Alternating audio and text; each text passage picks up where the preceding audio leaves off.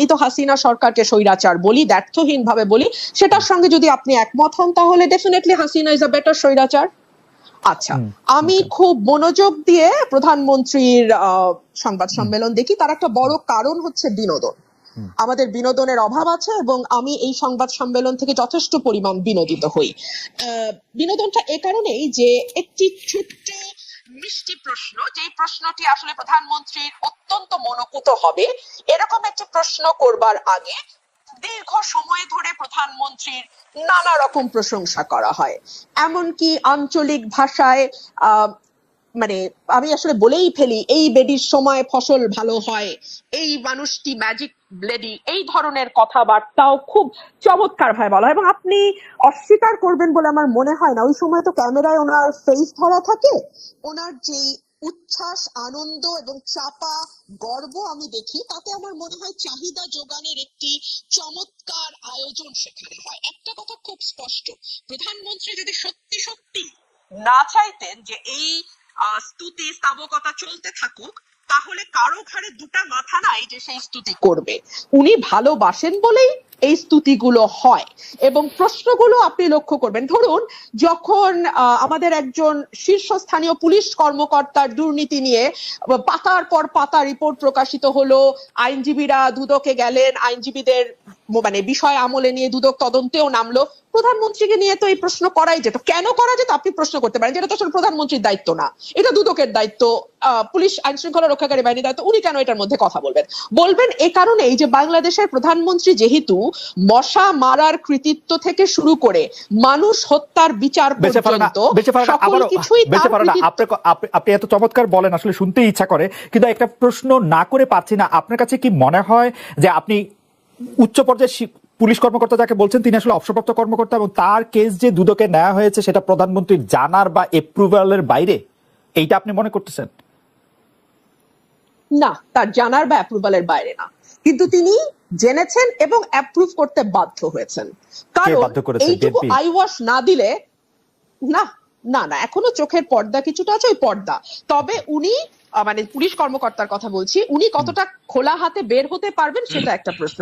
ধরুন বেসিক ব্যাংকের বাচ্চু শেখ আব্দুল হাই বাচ্চু, ওনার নামের আগে শেখ ছিল না, আমি জানতাম না, ফরাসউদ্দিন সাহেব যেহেতু দুদিন আগে সেটা খোলাসা করেছেন, সেটা অবশ্য আপনাদের রিপোর্টারদের একটা ফোরামেই তিনি খোলাসা করেছেন, সেখানে তিনি স্পষ্ট করেছেন নামের আগে শেখ ছিল না, এখন শেখ যুক্ত হয়েছে। আচ্ছা, আব্দুল হাই বাচ্চুকে নিয়ে কিংবা আচ্ছা কোনো ব্যক্তিই বাদ দেন, বাংলাদেশে মন্দরিনের পরিমাণ 4.5 লক্ষ কোটি টাকার উপরে, এটা আমরা বলছি না, অর্থনীতিবিদরা বলছেন। এই মন্দরিন কাদের কারণে হয়েছে, তাদের সুবিধা দিতে হয়েছে, এটা আমরা বাংলাদেশে যারা আছি সবাই জানি। আচ্ছা, ধরুন একজন ঋণ খেলাপি, তিনি মাত্র 2% ডাউন পেমেন্ট দিয়ে তার ঋণটি রেগুলার করে ফেলতে পারবেন। অথবা ধরুন একজন ব্যাংকের পরিচালক, যার আগে মেয়াদ ছিল 3 বছর, সেটা এখন বাড়িয়ে 9 বছর ছিল, প্রথমে পার্লামেন্ট এসেছিল 9 বছরের দাবি নিয়ে, সেটা আবার অটো কেউ দাবি না করতে 12 বছর করে ফেলা হয়েছে। এইগুলো নিয়ে কি ওনাকে প্রশ্ন করা যায়? আজ পর্যন্ত কোনো সাংবাদিককে প্রশ্ন করতে দেখেছি? আচ্ছা, আমি আপনাকে একটু বলতেই চাই, একটু বলি যে আসলে প্রধানমন্ত্রী শেখ হাসিনাকে এই বিষয়ে স্পেসিফিকলি প্রশ্ন করা হয়েছে, তিনি এটা নিয়ে উত্তর দিচ্ছেন যে সাংবাদিকদের তিনি আহ্বান জানাইছেন যে আপনারা আমাকে তালিকা দেন কার কার কার কার কার কার ব্যাপারে আপনারা কি জানতে পারছেন, আমি চেষ্টা করতেছি, এবং এই প্রশ্ন করা হয়েছে, আমি শুনছি। তাহলে আমার উত্তর হবে কতটা এড়ানো। আপনারা যেটা বলছিলেন যে এত স্পেসিফিক উত্তর কেউ কি দেয় বা প্রশ্ন এড়িয়ে যায়, এর চেয়ে সুন্দর এড়ানো আর কি হতে পারে? তালিকা দেয়া কি সাংবাদিকের দায়িত্ব? দুদক কি করে? এসবি, ডিবি, এনএসআই, ডিজিএফআই, তারপরে আপনার কি বলে, সরি, এনএসআই, ডিজিএফআই তো দায়িত্ব না, বাংলাদেশ ফাইন্যান্সিয়াল ইন্টেলিজেন্স ইউনিট তারা কি করে, বাংলাদেশ ব্যাংক কি করে, এটা দেখার দায়িত্ব কি সাংবাদিকের? এই উত্তরটা দেওয়ার মানে কি জানেন? ইটস আ ক্লিয়ার মেসেজ, দ্বিতীয় দিন আর এই প্রশ্ন করবেন না। ঠিক যেমন সংসদে দাঁড়িয়ে আমি যখন বাংলাদেশের অর্থনীতির দুরবস্থা নিয়ে এবং টাকা পাচার নিয়ে কথা বলেছিলাম, তখন বাংলাদেশের সাবেক অর্থমন্ত্রী আহম মোস্তফা কামাল বলেছিল, আপনারা কি করেন বিরোধী দল, আপনারা তালিকা দিতে পারেন না, বিরোধী দলের তালিকা দেওয়া কি বিরোধী দলের কাজ? তখন আমি বলতে বাধ্য হয়েছিলাম, আপনার পাশে যেই ফরেন মিনিস্টার বসে আছে তার কাছে তালিকা আছে বলে তিনি স্বীকার করেছেন, অ্যাটলিস্ট কয়েকজনের নাম, মানে কয়েকজনের তথ্য তিনি জানেন, অথচ তার কাছ থেকে তালিকা নিয়ে বিসমিল্লাহটা করেন। জি, ইন্টারেস্টিং পয়েন্ট। অর্থাৎ বিএনপির কথাই তিনি হয়তো বলেছেন যে তারা আসলে নির্বাচনে কেন আসবে, তাদের নির্বাচনে কে, মানে নির্বাচনে যদি তারা আসেন কে হবেন তাদের পরবর্তী নেতা, এটা তো একটা বিরাট কথা। এটা তো আগে ঠিক করে তারপরে নির্বাচনে আসতে হবে, তা নাইলে তো তারা যে কোনো ছুতো নাতায় নির্বাচন বর্জন করবেনি। দেখলাম চ্যানেল 1 বন্ধ হয়ে যেতে দেখলাম, দিগন্ত টেলিভিশন বন্ধ হয়ে যেতে দেখলাম, আরো কিছু কিছু চ্যানেল আমার স্পষ্ট মনে পড়ছে না, রিসেন্টলি নেত্র নিউজ বাংলাদেশ থেকে দেখা যায় না।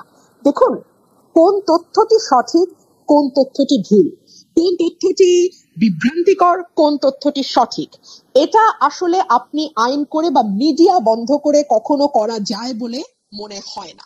সম্ভবত এটি করবার সবচেয়ে ভালো উপায় হচ্ছে মানে ভুয়া তথ্য বা যেটাকে বলা হয় ফেক নিউজ, যেটা নিয়ে এখন খুব আলোচনা হয়, সরকারের মধ্যেও প্রায় শুনি এই কথাটি, ভুয়া তথ্য, গুজব ছড়ানো ইত্যাদি ইত্যাদি। এইটার সব এখান থেকে বেঁচে যাওয়ার বা এখান থেকে বেরিয়ে আসার সবচেয়ে আমি বলবো যে গ্রহণযোগ্য মাধ্যম হচ্ছে মুক্ত গণমাধ্যম। আপনি গণমাধ্যমকে স্বাধীন করে দিন, আপনি তাকে লিখতে দিন, তাকে তথ্য প্রকাশ করতে দিন। দেখুন, প্রধানমন্ত্রীর প্রেস কনফারেন্স নিয়ে আজকে আলোচনা শুরু হয়েছিল। একটা ভেরি কমফর্ট জোনে বসে যেই মানুষগুলো আপনার সামনে হাসি হাসি মুখ করে বসে, প্রথম সারি, দ্বিতীয় সারি, তৃতীয় সারি, এর পরের সারি, প্রতিটি মুখের মধ্যেই তার বক্তব্য লেখা আছে। সেই লেখাটা আমি যেমন পড়তে পারি, প্রধানমন্ত্রীও পড়তে পারেন। সুতরাং তিনি ভেরি কমফর্ট জোনে থেকে শুরু করেন তার যাত্রা। আচ্ছা ধরুন, অর্থনীতি নিয়ে তো আলাপ হচ্ছিল, ফার্মার্স ব্যাংক আর বেসিক ব্যাংক, তাই না? এই ফার্মার্স ব্যাংক নিয়ে আমি কি বলছি সেটা তো একটা বিরোধী দলের কর্মী, অনেক কথাই বলি, বাদ দেন। আমাদের সাবেক অর্থমন্ত্রী আবুল মাল আব্দুল মুহিত বলেছিলেন আজ তো একটা ব্যাংকেই গিলে ফেলা হচ্ছে এবং এই ব্যাংকটা করাই হয়েছে লুটপাটের উদ্দেশ্যে, এই ফার্মার্স ব্যাংক। মহিউদ্দিন খান আলমগীর টিকির একটা চুলো ধরা পড়েনি, তো সেটা নিয়ে কি কোনোদিন ভুলেও কোনো সাংবাদিক প্রধানমন্ত্রীকে প্রশ্ন করা তো দূরেই থাক, কোন রকম কোনো আলোচনা আশপাশ দিয়ে কথা না, কিচ্ছু হয়নি তো? কিংবা ধরুন অনেক রকম উন্নয়নের যে এত বয়ান, হ্যাঁ, এত মানে রোল মডেল হয়েছি আমরা, আমাদের ঘর থেকে বেরোলেই এখন শুধু উন্নয়ন আর উন্নয়ন, এত কথা বলা হয় উন্নয়ন নিয়ে, মাথা পিছু আয় নিয়ে গর্ব করা হয় ইত্যাদি ইত্যাদি। প্রধানমন্ত্রীকে কি একবারও প্রশ্ন করা হয়েছে?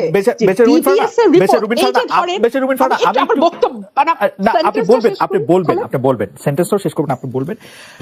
আপনি সংসদ সদস্য ছিলেন, সংসদে আপনি 4 বছর থেকেছেন, আমি দায়িত্ব নিয়ে বলছি, আমি জেনে বলছি, আপনার বক্তব্য প্রধানমন্ত্রী শেখ হাসিনা উপভোগ করেছেন।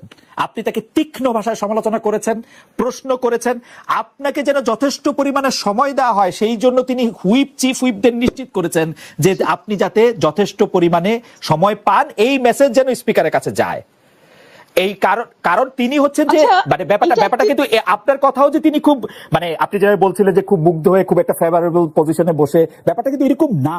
এবং আপনি যেই কথাগুলি বলছিলেন, আমি শুধু মন্তব্যটি করে রাখি, সেই প্রশ্ন করা হয়েছে ফার্মার্স ব্যাংক নিয়ে, তাকে প্রশ্ন করা হয়েছে, মহিউদ্দিন খান আলমগীরকে নিয়ে প্রশ্ন করা হয়েছে, এই প্রশ্নগুলি তাকে করা হয়েছে আসলে।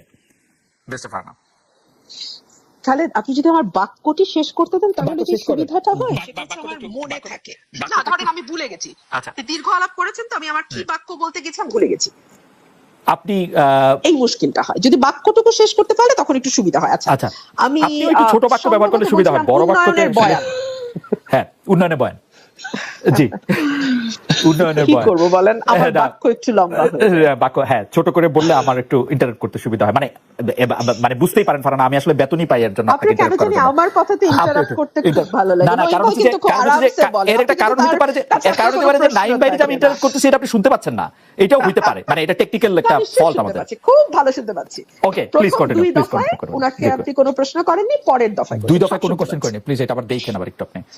ঠিক আছে, উন্নয়ন নিয়ে দীর্ঘ বয়ান আছে এবং তার যে বক্তব্য তিনি দিয়েছেন সেখানে তিনি এক জায়গায় দাবি করেছিলেন মাতৃমৃত্যু, শিশু মৃত্যু এবং গড় আয়ু তিনটি বেড়েছে। বিবিএস এর রিপোর্ট বলছে এই তিনটি আপনি যদি 2021 সাল থেকে শুরু করেন, ক্রমাগত মাতৃমৃত্যু বলেন, শিশু মৃত্যু বলেন এবং গড় আয়ু কমে আসা বলেন, আমাদের সূচকগুলো খারাপ অবস্থায়, এগুলো নিয়ে তাকে কোনো প্রশ্ন করা হবে না। কিংবা ধরুন আমাদের যে গিনি সহ বৈষম্য বাড়ছে, এই বিষয়গুলো নিয়েও কখনো তার দৃষ্টি আকর্ষণ করা হয় না। সংসদে আচরণ হবে কেন কিন্তু হয় নাই? বেশা রুমিন ফারহানা, এইরকম শেখ কোনো হাসিনার আইন কি উপর আছে? আমি জানি আক্রমণটা না, আছে রিপিটেড, কিনা। শেখ হাসিনার উপর আক্রমণটা রিপিটেড 15 আগস্টের পরে 21 আগস্ট, না, 21 আগস্টের পরে উপমহাদেশে- কোটালীপাড়া পর অনেকগুলো আর কি। যাই হোক, আমি আপনাকে না। আমি যে প্রশ্নটি করতে চাইছিলাম সেই প্রশ্ন বিলিয়নিয়ার উৎপাদন করে এবং ফোর্বস পত্রিকায় সেই বিলিয়নিয়ারের ছবি ছাপা হয়। আমরা এখন এতই উন্নত জাতি, কারণ এবং 50 এই বিলিয়ন একটা ডলার billionaire-কে একটা খাত বানাইতে থেকে গিয়ে- এক্সপোর্টও করে বেরসা ফারহানা, 50 বিলিয়ন ডলার একটা খাত থেকে হ্যাঁ, of এক্সপোর্টও course, করে। No doubt, no doubt. 50 billion dollar একটা খাত থেকে এক্সপোর্ট যে দেশে হয় সেই দেশে বিলিয়নের আরো কয়েকজন থাকার কথা। থাকার কথা, হ্যাঁ। সেটা বানাতে গিয়ে আমাদের বৈষম্য যখন 0.49 গিয়ে থাকে, তীব্র বৈষম্য হয়, সেই জায়গাগুলোতে যদি ফোকাস করতেন এবং একটা সুষম উন্নয়ন নিশ্চিত করতেন তাহলে ভালো হতো। ইত্যাদি।